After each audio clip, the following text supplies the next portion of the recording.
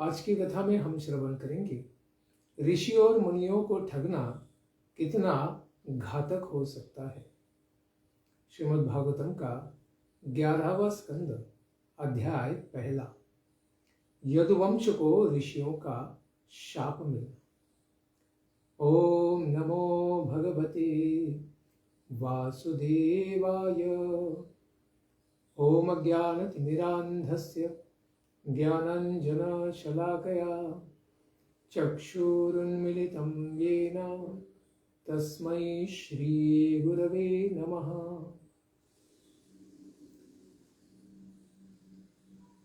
महर्षि बादरायण के पुत्र शुकदेव जी ने इस प्रकार से परीक्षित महाराज से कहा, भगवान श्री कृष्ण बलराम जी तथा दूसरे यदुवंशियों के साथ मिलकर भगवान ने अनेक दैत्यों का वध कराया और साथ ही कौरव और पांडवों के बीच में भी शीघ्र मारकाट मचाने वाले कलह को उत्पन्न करके भगवान ने पृथ्वी के भार को उतार दिया। क्योंकि संसार में प्रवृत्ति परक जो जीव है, उन लोगों के कल्याण के लिए भगवान ने अनेक प्रकार की लीलाएं की, जिससे भगवान से आसक्त होकर वे भी भगवत प्राप्ति करना चाहेंगे। लेकिन जब तक भगवान के इस संसार से मोह या आसक्ति नहीं मिट जाती, तब तक व्यक्ति का मोक्ष नहीं हो सकता है, भगवत धाम प्राप्ति नहीं हो सकती है। इसीलिए निवृत्ति मार्ग के द्वारा परमानंद स्वरूप भगवान श्री कृष्ण के धाम की प्राप्ति सब भक्तों को हो जाए, इसी के लिए भगवान इस प्रकार से यहाँ पर मुक्ति की लीला करते हैं, जिसको 11वें स्कंद में विस्तार से वर्णन किया गया है। इस प्रकार से भगवान ने कौरवों को जब कपटपूर्ण देखा, तो उन्हीं के द्वारा जो जुआ खेला गया था और तरह तरह के अपमानों से तथा द्रौपदी के केश आदि खींचने से, अत्याचारों से पांडु पुत्रों को अत्यधिक क्रोधित कर दिया था। उन पांडवों को ही निमित्त बनाकर भगवान श्री कृष्ण ने दोनों पक्षों में एकत्रित हुए 18 अक्षौहिणी सेना यानी अनेक राजाओं को और पृथ्वी के भार बने उन सैनिकों को मरवा दिया और इस प्रकार पृथ्वी के भार को हल्का कर दिया। क्योंकि अपनी भुजाओं के बल से संरक्षित यदुवंशियों के द्वारा पृथ्वी के भी भारभूत राजाओं और उनकी सेनाओं का वध करके प्रमाणों के द्वारा भी बहुत से लोग या फिर ज्ञान के द्वारा भी भगवान को जो समझ नहीं पाते हैं, ऐसी लोक की दृष्टि से पृथ्वी का भार उतारने के लिए ही वस्तुतः इस प्रकार से अनेक लीलाओं को भगवान ने रचा। फिर भी पृथ्वी का भार वस्तुतः मिटा नहीं है या दूर नहीं हुआ है, इस प्रकार से भगवान मानते हैं। क्योंकि जिनको कभी भी हराया नहीं जा सकता है, जिनके ऊपर कभी भी विजय नहीं प्राप्त किया जा सकता है, ऐसा यदुवंश तो अभी पृथ्वी के ऊपर ही था। इसीलिए जब तक यदुवंश पृथ्वी पर रहेगा तो पृथ्वी का भार तो बढ़ता ही जाएगा। इसीलिए भगवान ने पृथ्वी के भार को पूरा हल्का करने का विचार किया। इस प्रकार भगवान सोचते हैं कि मेरे आश्रय में रहने वाले यदुवंश के लोग जो अनगिनत संख्या में बढ़ गए हैं, अनुदिन प्रतिदिन उच्छृंखल होते जा रहे हैं, क्योंकि उनकी शक्ति बहुत अधिक बढ़ी हुई है और संसार में उनका प्रतिरोध कर पाए ऐसा कोई भी नहीं है। इसलिए इस यदुकुल को कोई भी दूसरा कभी परास्त नहीं कर पाएगा। अतएव बांसों के परस्पर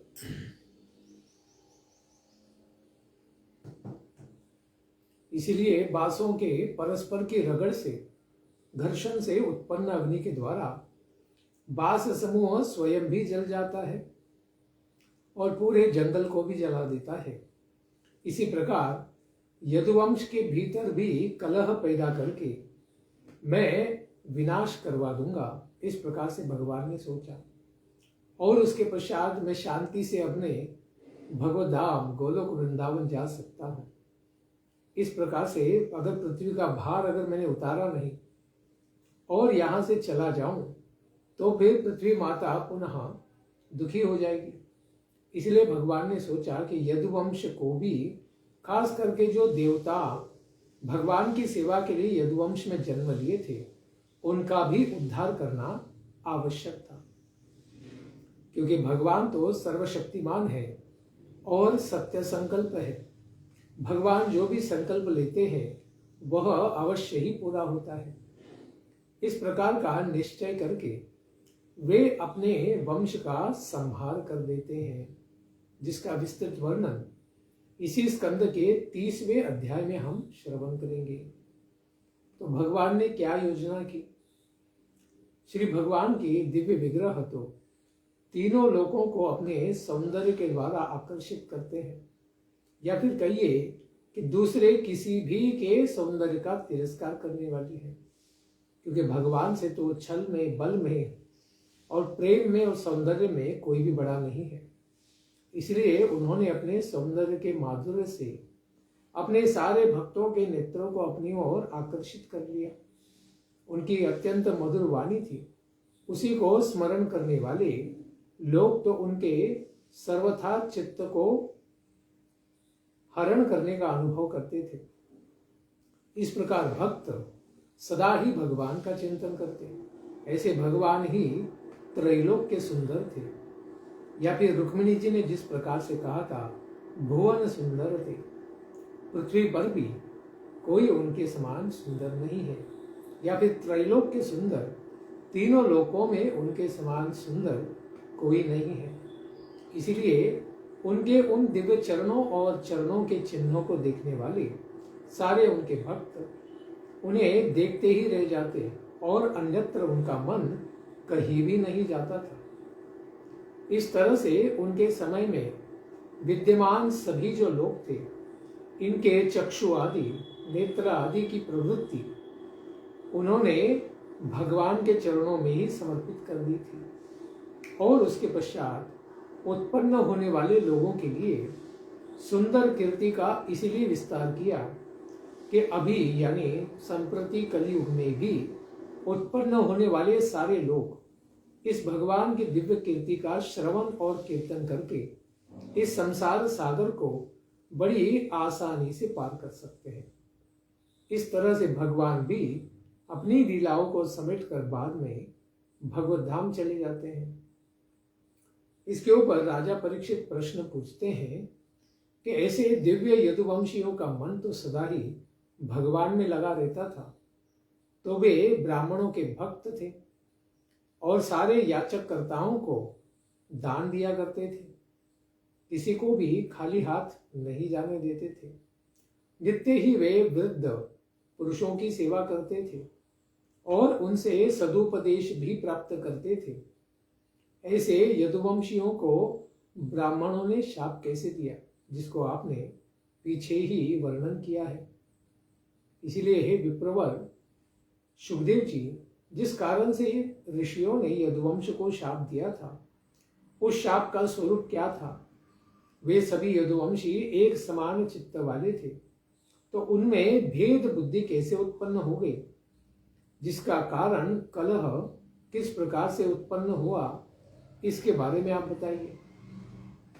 तो सुखदेव गोस्वामी बताते हैं कि जिस शरीर को सारे संसार में लोग धारण करते हैं, उसी को अनात्म बुद्धि के द्वारा वे स्वयं का यानी स्वयं का आत्मा है इस प्रकार से प्रेम करते हैं। और यही तो माया का प्रभाव है कि व्यक्ति भ्रमित हो जाता है।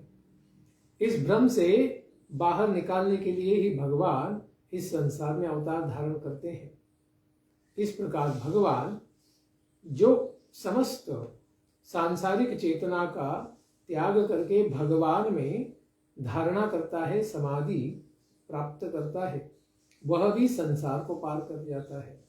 ऐसे भगवान जो आप्त काम है और उनकी सारी इच्छाएं सदा ही पूर्ण होती हैं, ऐसे भगवान इस संसार में अत्यंत मंगलमय कर्मों को करते हैं। वे भगवान द्वारकापुरी में रहकर अनेक क्रीड़ाओं को करते हैं। उन्होंने अपने सुंदर यश की स्थापना सर्वदूर की, पूरे भारतवर्ष में, और अंत में उन्होंने अपने वंश का संहार करना चाहा, क्योंकि उनके लिए यही कार्य अभी अवशिष्ट रह गया था, बच गया था। इसके बाद कोई उनकी लीला अवशेष नहीं थी। इसलिए श्री भगवान उग्रसेन के गृह में काल रूप से ही तो निवास कर रहे थे। वे किसी कर्म को संपादित करने के लिए ऋषियों को बुलाए थे।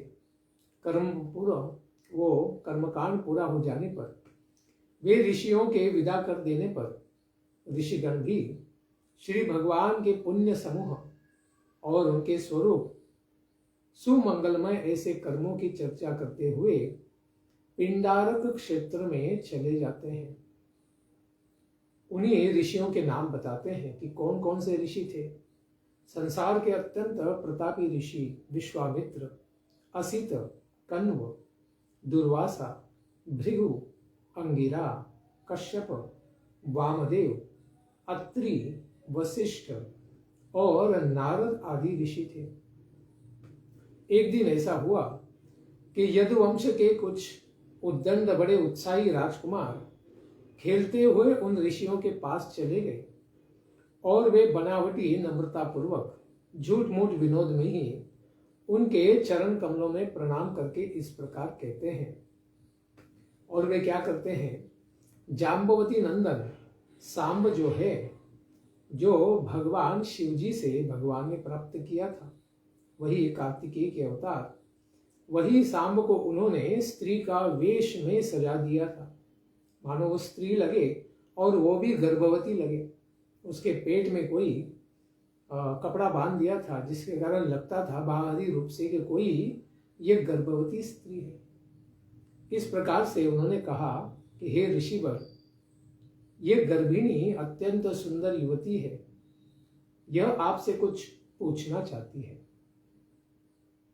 इस प्रकार से ब्राह्मणों की ठट्टा विनोद करने लगे, उनका उपहास करते हुए देखने लगे कि इन ऋषियों को कितना ज्ञान है। इस प्रकार से जब उन महान ऋषियों के सामने, जो अमोघ दृष्टि वाले हैं, वे आसन्न प्रसवा है, ऐसी स्त्री है करके उन्होंने कहा, तो यह तो आप लोगों से प्रश्न पूछने में बड़ी लज्जाती है, लज्जित है। यह पूछना चाहती है कि क्या यह पुत्र को जन्म देगी या पुत्री को जन्म देगी। इस प्रकार से यह आपसे जानना चाहती है। जब यदुवंशी कुमारों ने इस प्रकार से ऋषियों को ठगना चाहा, तो ऋषिगणों ने तुरंत ज्ञान चक्षु से जान दिया कि ये लोग तो हमसे छल कर रहे हैं। इसलिए क्रोधित हो गए उन यदुवंशियों के कल्याण के लिए, और उन्होंने दुर्वासा ऋषि ने कह दिया कि मूर्खों, यह तो तुम्हारे यदुवंश का विनाश करने वाला एक मूसल को जन्म देगी।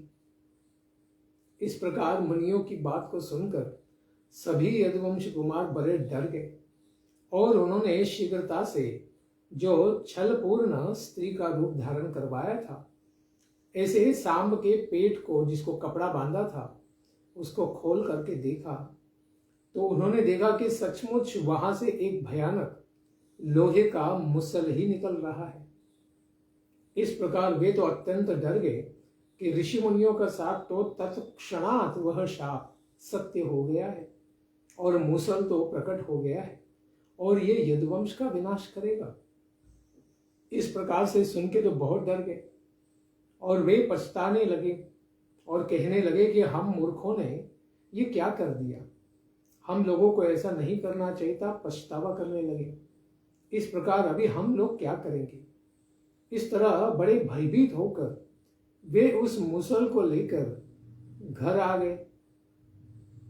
उन सबका मुख बड़ा ही श्री से विहीन होने के कारण फीका पड़ गया था, क्योंकि उन्हें पता था अभी ब्रह्मर्षियों का जो शाप मिला है वो तो अवश्य ही पूरा होगा और विनाश अवश्य होगा। तो उन सबों ने उस मूसल को लेकर क्या करें इसको पूछने के लिए उग्रसेन राजा के सामने उसको रख दिया और सारी घटना सभी यादवों के सामने सुना दी, जहां पर भगवान श्री कृष्ण नहीं थे। उन्होंने भगवान को कुछ नहीं बताया क्योंकि भगवान क्रोधित हो जाएंगे। वो उग्रसेन महाराज के पास गए क्योंकि ये काल की गति थी, क्योंकि भगवान के पास जाते तो भगवान उसका समाधान ढूंढ सकते हैं, लेकिन भगवान ने काल के प्रभाव में उनको भ्रमित करके उग्रसेन के पास ही जाने के लिए प्रेरित किया। इस प्रकार ब्राह्मणों का शाप तो कभी विफल नहीं होने वाला है।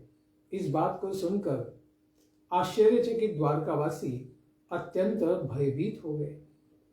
इसलिए यदुवंशियों में एक राजा थे आहुक, इन्होंने अपना दिमाग लगाया और उस मूसल का चूर चूर वो करने लगे, चूरा बना दिया और उसको समुद्र में इतस्ततः फिकवा दिया।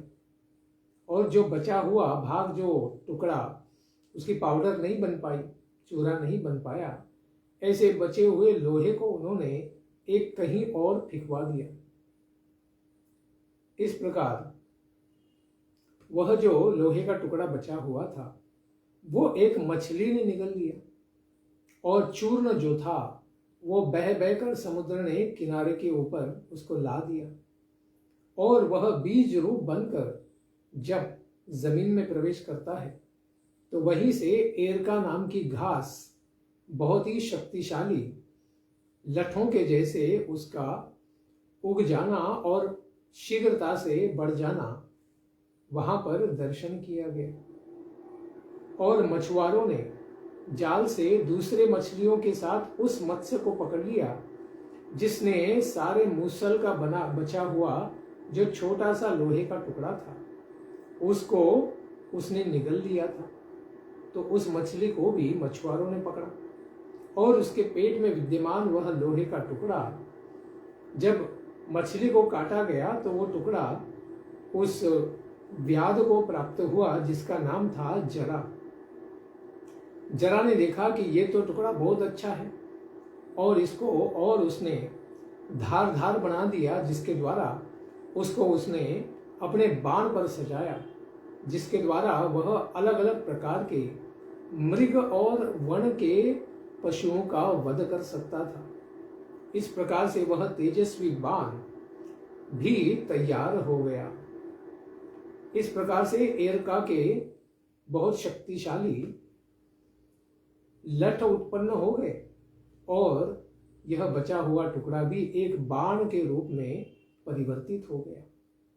श्री भगवान तो सब कुछ जानते हैं, आदि मध्य अंत्य सब कुछ जानते हैं, सर्वज्ञ हैं और इस शाप को मिटा भी सकते थे, लेकिन काल के प्रभाव से यह वार्ता उन तक पहुंची ही नहीं और आहुक आदि लोगों ने इसका अलग ही समाधान निकाला, जो समाधान नहीं उस समस्या को और बढ़ाने वाला ही था। किंतु भगवान तो काल स्वरूप है, इसलिए ब्राह्मणों के उस शाप का भगवान ने विरोध नहीं किया। जब बाद में भगवान को पता चला कि इन लोगों ने ये सब लीला की है तो उस विप्र शाप को उन्होंने अनुमोदित ही किया, यानी उसे स्वीकार ही किया कि हाँ, इसी शाप का आश्रय लेकर यदुवंश का उद्धार होगा और वे सब पृथ्वी से निकलकर अपने देवलोकों में चले जाएंगे। और इसके बाद यदुवंश का संहार कैसे होता है इसका विस्तृत वर्णन अभी तो ये पहला अध्याय है, आगे 30वें अध्याय में आएगा। बीच में वसुदेव जी को नारद जी के द्वारा दिव्य तत्व का ज्ञान और भगवान द्वारा इस संसार से निकलने से पहले उद्धव जी को भगवत तत्व का दिव्य ज्ञान देना, इन 29 अध्यायों का हम श्रवण करेंगे कल के प्रातःकालीन सत्र से। धन्यवाद। हरे कृष्णा। ग्रंथराज श्रीमद् भागवतम की जय। निताय गौर प्रेमानंदे। हरि हरि बोल। जय जय श्री राधे श्याम। जय जय श्री वृंदावन धाम।